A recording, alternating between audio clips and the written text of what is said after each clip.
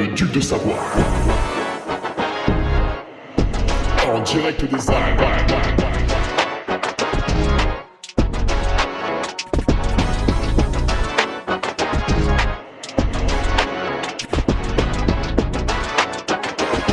Le podcast de Hugo Ferrari. Allez, bonjour tout le monde, on se retrouve pour le podcast de la semaine. Podcast numéro 263 avec une question de Gaëtan. Excusez-moi, je suis en train de rôter ma blanquette de veau. Ouf, j'en ai mangé un peu trop. De Gaëtan, le prof en vacances. Il se définit lui-même comme le prof en vacances. Il s'est présenté comme ça. Donc il est responsable de ce que je vais dire. Effectivement, elles approchent. Il y a eu les vacances d'avril, là. Derrière, il y a eu le 1er mai, le 8 mai, l'Ascension, le lundi de Pentecôte, ça n'en finit plus. Là, maintenant, il y a les grandes vacances qui arrivent. Ah, putain. Et ils manifestent contre la retraite à 64 ans. Ça va, je rigole. Puis de toute façon, le concours, il est ouvert à tout le monde. Mais ouais, là, il va y avoir une augmentation du niveau sportif de certaines personnes dans les mois à venir, notamment le corps enseignant. Donc, Gaëtan, il se posait plein de questions, et il y en a une que j'ai bien aimée. Les cuisses de Jim sont-elles suffisamment grosses, tu vois ? C'est une bonne question. Pour, évidemment, remporter l'UTMB, pas pour faire un concours de bodybuilding. Ça n'a aucun intérêt. Alors, avant de commencer ce podcast, évidemment, je vais réaliser une introduction plutôt longue. En commençant par remercier les nouveaux patriotes de la semaine. Alors, il y a aussi ceux qui partent, mais ça, on s'en fout. C'est ceux qui restent et ceux qui viennent qui sont importants. Donc, nouveaux patriotes cette semaine, William Buffière, Mika, alors là, que Mika, Mathéo Gouet, Tabata Cash, amusant pseudo. D'ailleurs, nous sommes tous hilars. Axel Calas, Théotime Combe, Alan Rigui, Jérémy Tossa et Arthur Clairefeuille. Voilà pour les nouvelles recrues de la semaine. Alors, j'insiste un petit peu, c'est vrai. Mais quand vous vous abonnez au Patreon, vous me versez une somme d'argent. Donc, je vous en remercie, c'est sympathique. Mais l'intérêt, c'est que vous y trouviez votre compte, en fait. C'est pas juste, je donne de l'argent à Hugo Ferrari, tu vois. Ça, c'est... À la limite, ne venez pas et donnez-moi plus, quoi. Balancez-moi un chèque de 200 boules, voilà. Mais si vous vous abonnez au Patreon, je trouve que c'est quand même plutôt intéressant d'épouser un peu tout ce qui a trait autour. C'est-à-dire, éventuellement, de se géolocaliser sur la carte pour voir s'il y a des gens un petit peu comme toi autour de chez toi. Participer au club Strava, comme ça tu regardes un peu qui fait quoi. Mais plus intéressant encore, bon alors ce matin il était planté, du coup j'ai pas pu y aller, mais le forum, la participation au forum, c'est quand même stylé de pouvoir ouvrir un sujet et qu'on te réponde plus ou moins tard, notamment au niveau de l'entraînement, parce qu'on a des acharnés au niveau de l'entraînement qui peuvent vous répondre. On a d'ailleurs notre maître à tous, l'intendant du Trièvre en personne, mais avec belle patte on a aussi de quoi faire. Et deux autres coachs qui ont pas mal de réparties et de jugeotes. Ce qui fait que c'est très agréable. Il y a aussi le Trello, qui n'est pas à ne pas confondre avec Travelo, hein, comme je l'avais déjà dit, je crois, une fois. Le Trello, c'est un calendrier participatif, donc tu vas te connecter dessus. Alors, c'est un site internet qui n'a rien à voir avec Patreon, hein, du coup, oui, il faut se reconnecter. Idem pour le forum. Et sur le Trello, tu peux mettre une course. Donc tu mets une petite image pour que ce soit super sexy et que ça nous fasse tous saliver. Et tu cliques ensuite, une fois que tu as créé l'événement, avec la bonne date, j'insiste là-dessus, la bonne date, tu cliques sur rejoindre, comme ça on voit ta tronche dessus. Et je sais que tu es là. Et du coup, quand je tape la revue de presse le lundi, qui parle de tous les trails qui se sont passés le week-end, enfin, tous ceux qui sont intéressants, hein, parce que... il y en a, ça sert à rien d'en parler, quoi. Je veux dire, quel est le but en fait, pourquoi je devrais écrire ça et pourquoi tu devrais passer du temps à le lire. Des fois ça n'a aucun intérêt. Euh, du coup avec le Trello, en fait je vois qui fait quoi chez les patriotes, tu vois qui est sur quelle course. Ça permet de recenser un peu vos résultats, je pense que c'est toujours sympa, ça fait toujours une émulation collective. Et puis après, il y a bien sûr l'aspect plus mercantile, plus gadget, plus crise gas, avec la boutique, bon, qui est ouverte à tout le monde. Hein. Du coup, vous pouvez acheter des trucs sans être patriote. Parce que je vends des objets qui sont stylés, qui portent fièrement l'écusson Made in France, comme la chaussette de France. Badgés aux couleurs du Carmi, parce que c'est cool. Des écussons à broder sur vos sacs, qui ont été faites par une couturière du sud de la France. Voilà, donc ça aussi, c'est classe. Du Broubec. Alors, l'aventure va s'arrêter avec Broubec parce que Fabien l'a pas lu, met un peu le bordel de côté et va probablement voguer vers d'autres cieux. Mais du coup, il me reste des vêtements Broubec, bonnets et t-shirts. Et puis après, tant pis, ce sera fini. Donc c'est un peu comme le Bitcoin, le nombre de t-shirts Broubec du Carmi est un nombre fini. Alors peut-être qu'il faut absolument que vous l'achetiez. Comme ça, dans 10 ans, vous pourrez dire « Ouais, mais moi j'ai cette pièce de collection et pas toi. » Et il se revendra 10 fois son prix. Et puis... Donc Broubec, c'est assez stylé, c'est du Made in Europe.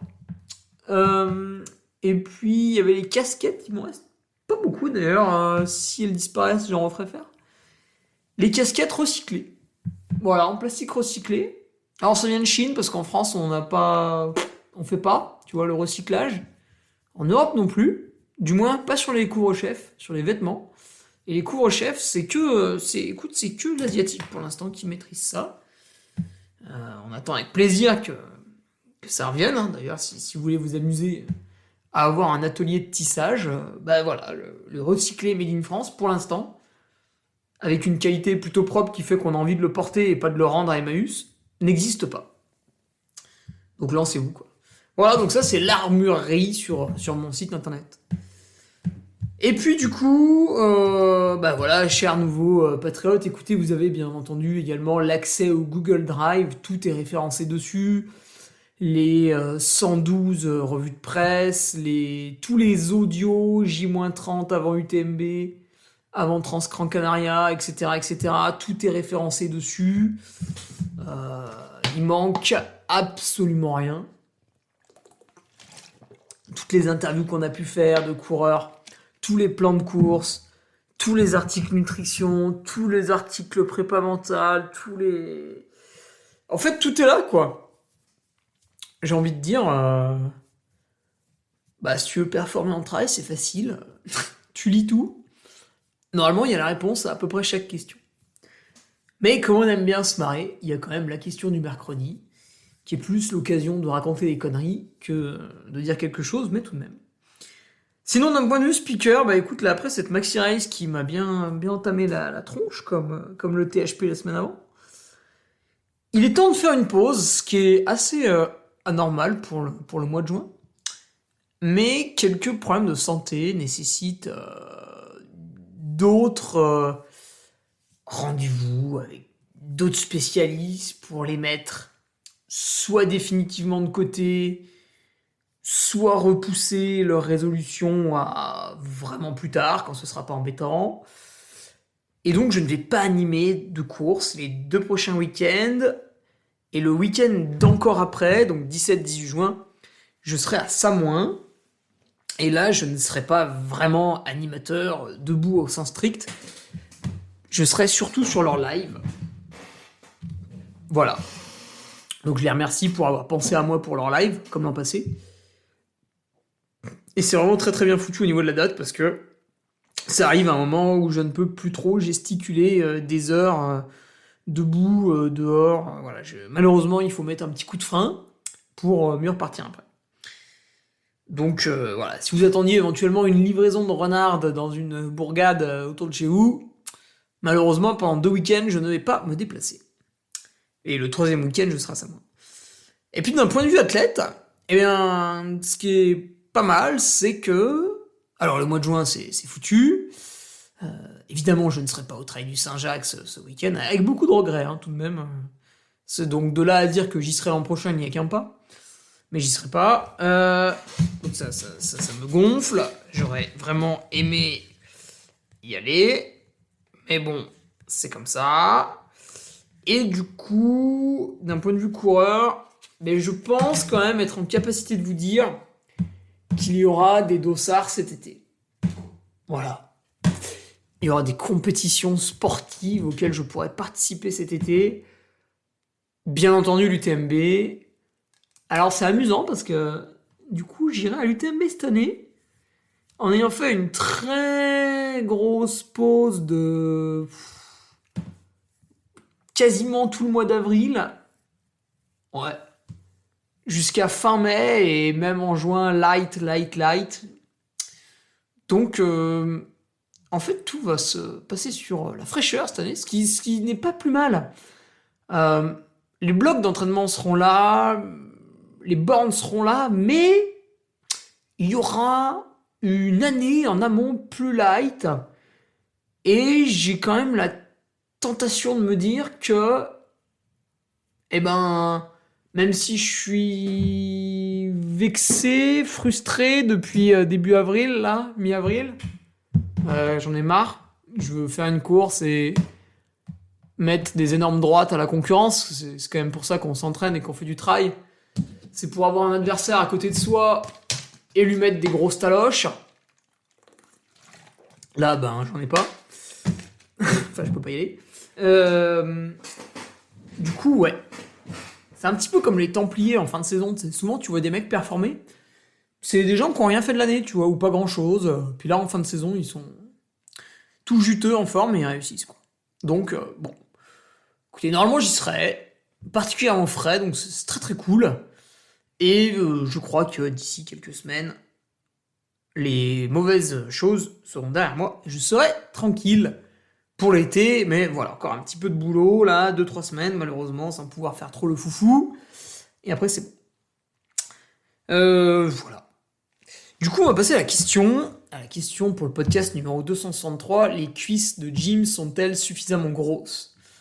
Alors, c'est vrai que c'est une question... Bon, là, il n'y a pas vraiment de choses à apporter, donc ça va être assez rapide. C'est vrai que Jim est un coureur, donc Jim Wamsley, pour ceux qui n'avaient pas compris, est un coureur plutôt maigre. Bon, il est pas vraiment très maigre, parce qu'en fait, vu qu'il est grand, forcément, il va pas être obèse. Enfin, s'il y en a qui cumulent les deux, enfin bon. Vu qu'il est très grand, forcément, il paraît tout de suite très affûté. Et c'est vrai que quand tu regardes ses jambes en photo, vous tapez Jim Wamsley dans Google, vous regardez les photos, c'est vrai qu'il n'a pas des jambes énormes, énormissimes. Et en fait, notre ami Jim, c'est vrai que par rapport à Pocapel, qui a gagné en l'UTMB en 2019, par rapport à Manuel Meias, dernièrement, les genoux dans le gif, ils ont fait une photo là où tu vois ses cuisses, elles sont énormes. Donc lui, il a gagné Zegama. Mathieu Blanchard, 2e et 3e des 2 derniers UTMB, cuisses énormes. Kylian Jornet, cuisses énormes. Xavier Thévenard, 3 fois vainqueur, cuisses énormes. Jordi Gamito, 3e en 2018, grosse cuisse. Robert Heinal, 2e en 2018, 9e en 2022, grosse cuisse. Zach Miller, grosse cuisse. Tom Evans, pas mal affûté, mais quand même, grosse cuisse. Voilà. Après, on a Benoît Girondel, grosse cuisse, 2 fois le grand raid. Après, on a des gens qui sont mi-cuissus, mi-maigres. Là, je pense à Bennett Marmisol. Musclé, mais sans plus, tu vois. Ouais. Harmonieux. Jean-Philippe Tchoumi, plutôt grosse cuisse. Plutôt grosse cuisse. Ludovic Pomeray. Musclé, mais harmonieux. Limite, plutôt petite cuisse. Et j'ai envie de dire, finalement, Ludovic Pomeray, c'est un peu François Den. Parce que François, c'est pareil, il a pas des muscles énormissimes. Alors, encore une fois, il est grand, et du coup, quand t'es grand, tu peux pas avoir une cuisse... Tu vois, parce qu'à un moment donné, sinon, ton muscle, il fait la taille du corps de celui qui est petit, quoi. Donc quand on est grand, on n'a pas de très gros muscles visibles, mais y a quand même un quadriceps qui est là, qui est fort, qui est tonique. Du coup, François Oden, c'est vrai que quand tu le vois, bah on met pas les photos de ses cuisses sur les genoux dans le gif. Thibaut Garivier, c'est pareil. Quand tu le vois, il fait plutôt maigre, quoi. Comme Jim, comme François. Après, on a aussi... Ah lui, il est pas très grand en plus. Enfin, un petit peu, mais moins que les trois kikis, là. C'est Andy Simons. Donc lui, pareil, petite cuisse. Et Tom Owens, 4e en 2019, petite cuisse. Donc finalement, est-ce que avoir des cuisses à l'UTMB énormes sont gage de réussite? Moi, j'ai plutôt l'impression que c'est les gens qui font autour des 1m70 qui ont des très gros muscles, et les gens au-dessus, bah, c'est un peu moins visible. Mais... Bon. J'ai pas l'impression qu'on puisse définir un profil type en disant « Ouais, c'est bon, lui, il a des grosses cuisses, il va remporter l'UTMB. » Non, il y a un peu d'autres paramètres. Du coup, est-ce que la taille des cuisses de Jim sont un des paramètres qui le freinent le plus? Est-ce que, avec un peu plus de muscles, il serait pas meilleur? Alors, je rappelle, Jim Wensleigh, son palmarès, qu'est-ce que c'est? Vu que vous êtes tous des gogoles, vous dites « Ouais, c'est le mec qui abandonne tout le temps. » Non, ça c'est parce que t'es un gogol. En fait, Jim, il a fait 5e en 2017, c'était sa première participation. Qui fait 5e lors de sa première participation à l'UTMB? Allez-y, levez la main, je regarde, je vais compter les mains levées.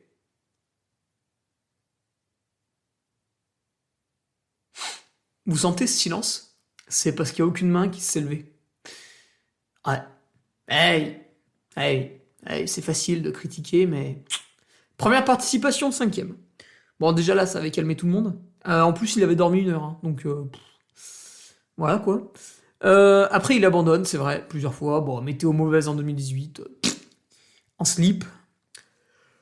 2019, il abandonne. 2021, il abandonne. Et 2022, tadam, il abandonne pas. Et il améliore sa performance, il fait 4e. En plus, il met 21h30, donc c'est d'habitude presque le temps du vainqueur. Donc, bon, belle course. Mais effectivement, il gagne pas. Bon, pas de bol, cette année-là, les 2 vainqueurs sont sous les 20 heures. Du coup, on peut se dire, bah voilà, il faut qu'il progresse pour gagner. Parce que physiquement, il n'y a pas de raison. Il court le semi-marathon au moins 5 minutes plus vite que Mathieu Blanchard. Et Kylian Jornet, on n'en a pas la certitude exacte, mais il est pas loin de le battre aussi à plat. Sur Sierzinal, il fait quasiment jeu égal avec Kylian, donc voilà, pourquoi il pourrait pas faire jeu égal sur l'UTMB? Est-ce que c'est parce qu'il a des cuisses trop petites? Bah, je crois pas. Je crois pas parce que Jim descend très très bien. Il descend très très bien quand c'est roulant, avec une grande foulée, une capacité de rebond exceptionnelle. Et en fait, bah, il descend très bien quand c'est technique aussi. Donc c'est un peu emmerdant. C'est pas trop là où il va progresser. Sur le plat, Jim, il a fait 6h06 au 100 km et 1h03 au semi-marathon. Bon, c'est pareil, c'est pas trop là qu'il va progresser. En montée!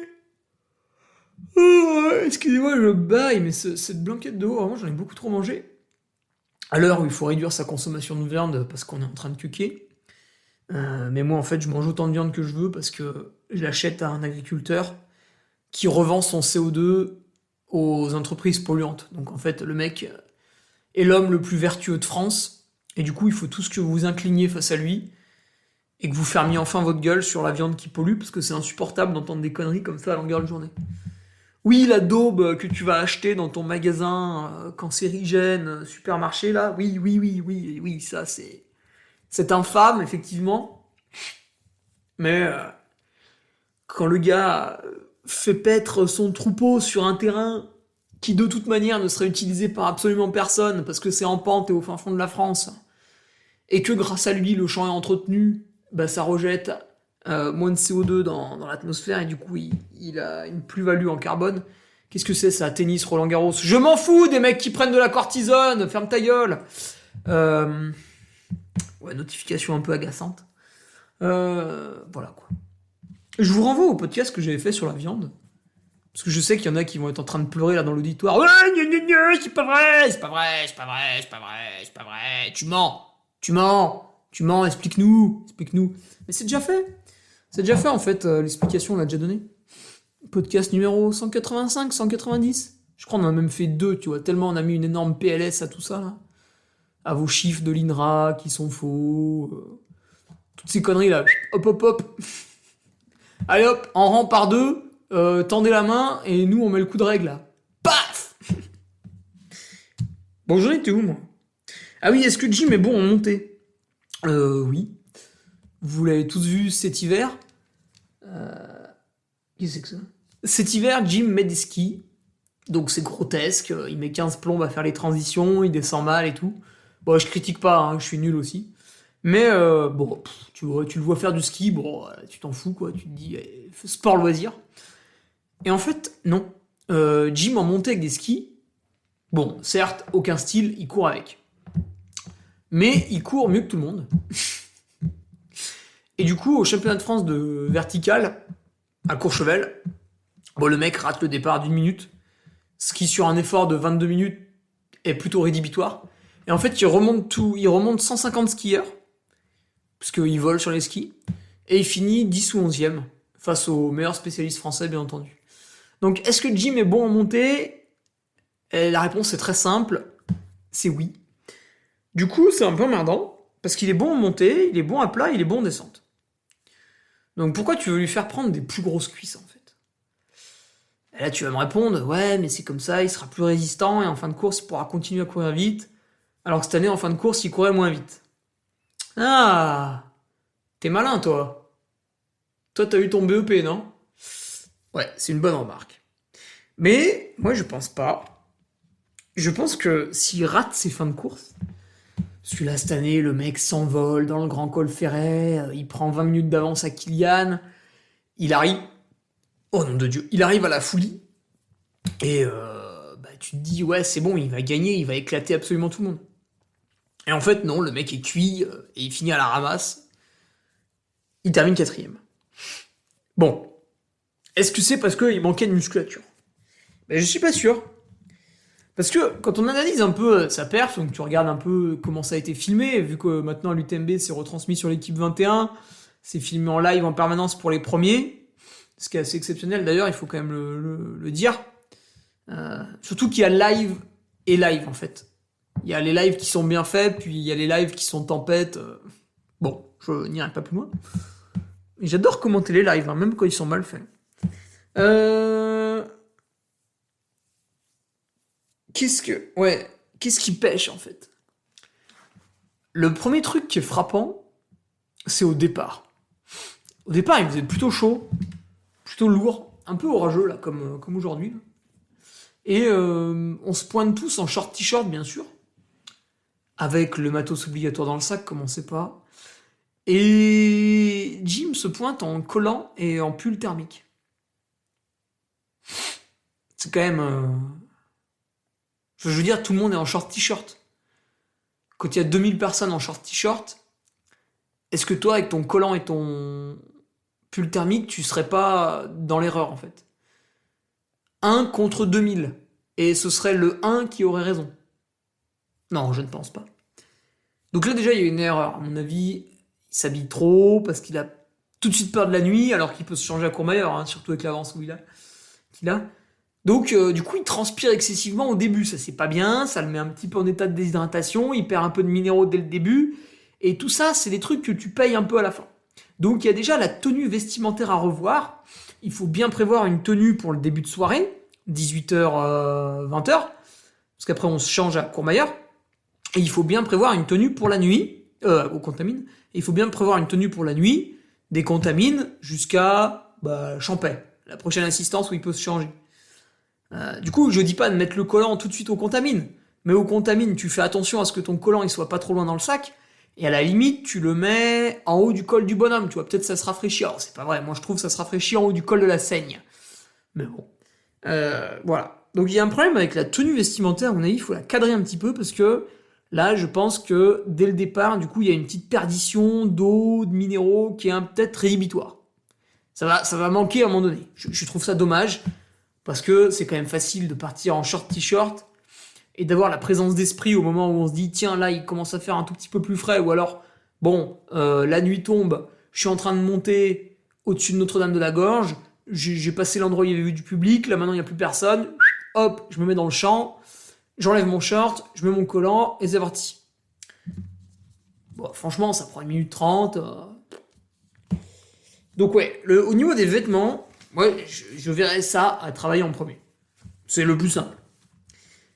Après, il y a un gros point noir, si vous l'avez vu arriver à Courmayeur, c'est que son ravitaillement est catastrophique. Il n'y a pas plus mauvais ravitaillement, en fait. En termes de tout. Le mec passe trop de temps, je crois qu'il reste 10 minutes dans Courmayeur, c'est beaucoup trop. Et pendant 10 minutes, il a même pas changé de vêtements, il a même pas changé de chaussures, il a même pas mangé un petit tupperware. Non, il a rien foutu, en fait. Il a glandé, alors il s'est assis pour manger un truc, il s'est relevé, il a posé sa frontale à un endroit, il a posé son sac à l'autre, après il prend son sac, il cherche un truc dedans, il le trouve pas, il repose son sac, il reprend son sac, il recherche, etc., etc. Il y a de la bouffe posée sur la table, il prend un truc au pif. Il y a rien qui va, en fait. Donc là, non seulement il ingère pas ce qu'il faut, mais en plus il perd du temps, quoi. Franchement, tout ce qu'il a fait, ça pouvait se faire en 4 minutes. Donc là, il y a 6 minutes, elles sont perdues inutilement. Bon. Imaginez les autres ravitaux. Je pense qu'ils étaient tous pareils, quoi. À un moment donné, on dirait qu'il découvre son sac. Tu le vois, il l'a enlevé, il l'a dans les mains, il le regarde, on se dirait qu'il se dit « Oh putain, tiens, il y a une poche ici, hein, c'est marrant, c'est vachement ergonomique, c'est sympa. » Non. Donc il y a un gros aspect nutritionnel à faire. En plus, il vomit souvent. Bon, pourquoi il vomit? Parce que quand tu te baffres de Red Bull ou de Coca trop tôt dans la course, dans ton ventre, ça fait des zigouigouis, là, ça remonte sans arrêt. Quand tu manges un truc solide, un peu n'importe quand, n'importe comment, tu le manges en montée, quand t'es essoufflé, tu le manges, ça ballonne, ça se digère pas correctement, au bout d'un moment, oui, tout est régurgité, quoi. Donc il y a un vrai aspect nutritionnel à mettre en place. Et puis tu pourrais dire, ouais, non mais Hugo, finalement, qui es-tu pour le critiquer puisque lui fait 4ème. Alors, ça c'est très vrai. C'est Anna El Aubry qui dit ça, mais je crois que quelqu'un l'avait dit avant lui. Celui qui gagne a toujours raison, en fait. Parce que il a battu les autres. Donc tout le monde ferme sa gueule. C'est celui qui est premier qui a gagné.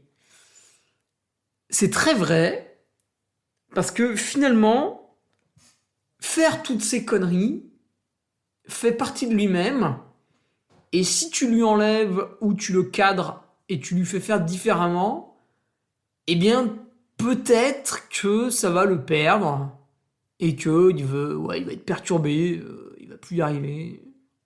On peut imaginer ça. Bon, moi je suis quand même convaincu que, mais là c'est mon sentiment personnel, un athlète professionnel, parce qu'il est professionnel, il est 100% payé par Oka et peut-être ses autres sponsors pour... Tu vois, Jim, tout ce qu'on lui demande, c'est pas de vendre des vêtements, c'est pas de faire des photos, c'est pas de serrer des mains, on lui demande d'être performant, en fait. En fin d'année, on dira, voilà, t'as été bon, tiens, t'as gagné l'UTMB, on double ton salaire. Ah t'as abandonné, on divise par 2. Enfin, j'imagine n'importe quoi, mais voilà, on le paye pour réaliser une performance. Si possible, à l'UTMB. Parce que là, il a déjà gagné Istria, il a déjà fait d'autres trucs. Bon, il va faire les mondiaux. Moi, je suis quand même persuadé qu'il faudrait quelqu'un qui lui dise « Écoute, la météo, elle va être comme ci, comme ça.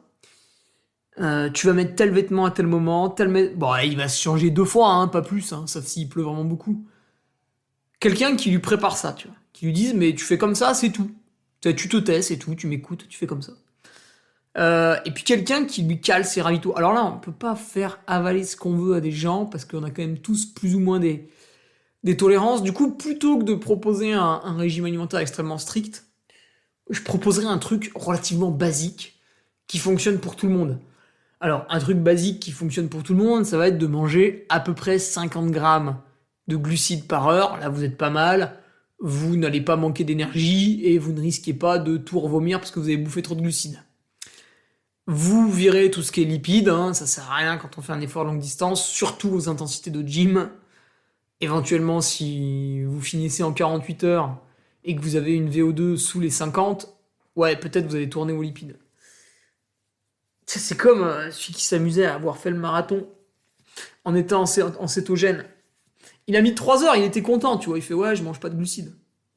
Bah c'est bien, mais Kipchoge il met 2 heures quoi, donc en fait moi je vais plutôt m'inspirer de Kipchoge que de Maurice qui met 3 heures au marathon, c'est bien, tu vois, t'es content de faire du cétogène, mais en fait moi je fais de la performance. Ouais, mais je me suis coupé une jambe et j'y arrive quand même. Ouais, non mais très bien, mais moi j'en ai 2 et j'ai envie de les garder quoi. Bon, revenons à nos moutons. Ouais, du coup, tu lui mets une base, quoi. Tu lui mets 50 grammes de glucides à l'heure, tu lui mets un peu de boisson, mais pas trop dosé, tu vois. Tu lui mets... comme ça, il vomit pas. Tu lui mets, pour avoir 25 grammes, tu lui mets 2 barres si elles sont petites, ou 1 barre par heure. Ou une petite barre et une purée. C'est pas trop dur à bouffer, ça va. Et là t'es pas mal. Là, t'as une bonne base. Là, il est bien. Tu le forces à boire 500 ml par heure. Là, c'est pareil, il va être pas mal. Alors, on pourra pinailler. S'il fait un peu chaud, il faut augmenter un peu. Il faut foutre de la ceinture dedans. On pourra pinailler après. Mais voilà, déjà une bonne base, quoi. Et je pense qu'en gommant ces 2 énormes points faibles, que sont sa nutrition et ses vêtements, enfin, plutôt même toute sa logistique,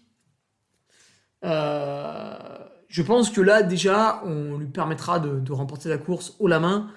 C'est à mon avis, physiquement, il a quand même pas trop d'égal. D'autant plus que Kylian ne revient pas cette année. Donc voilà mon petit Gaëtan, mon petit prof en vacances. Voilà un peu ce que j'en pense de notre ami Jim, que j'aime beaucoup. Moi, je serais vraiment le plus heureux de le voir remporter l'UTMB cette année. Je serais vraiment très content. Parce qu'il est d'une gentillesse incroyable. Pour l'avoir croisé 2 fois sur l'UTMB, j'ai couru un petit peu avec lui. À chaque fois... Qu'est-ce qui se passe ? Oh putain, il pleut. À chaque fois, juste avant qu'il abandonne. Voilà, vraiment garçon extrêmement sympathique. Voilà, je vous laisse là-dessus. Rendez-vous ce vendredi pour mes amis patriotes. Alors, on va pas parler de moi, on va parler d'un autre coureur qui a eu des soucis lui aussi et qui a mis les soucis derrière lui. Donc c'est très intéressant parce qu'aujourd'hui, ce brave garçon est sur la voie du retour. Il va d'ailleurs faire une course ce week-end et il a les dents longues. Ouais, alors peut-être qu'il n'a pas que les dents qui sont longues, mais après ça ne me regarde pas. Rendez-vous ce vendredi pour le podcast avec notre coureur Zélite. C'est un Zélite, attention. Donc vous devrez vous prosterner au début de ce podcast.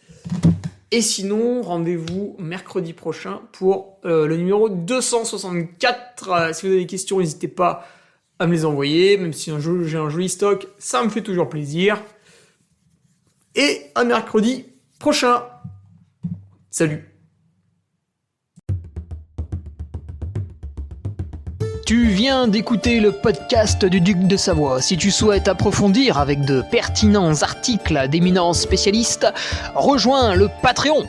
Tu feras ainsi partie, en tant que fidèle patriote, de la très prestigieuse Duke Army. Si l'humour est ton leitmotiv et que tu n'as peur de rien, viens sur l'Instagram. Si tu veux espionner le Duc, car tu es vil et sournois, son Strava est également à ta disposition. Enfin, si tu es vieux, presque sénile et ou débute dans les réseaux sociaux, contente-toi de suivre sa divine page Facebook, les liens sont dans la description. Que Dieu te garde et à la semaine prochaine.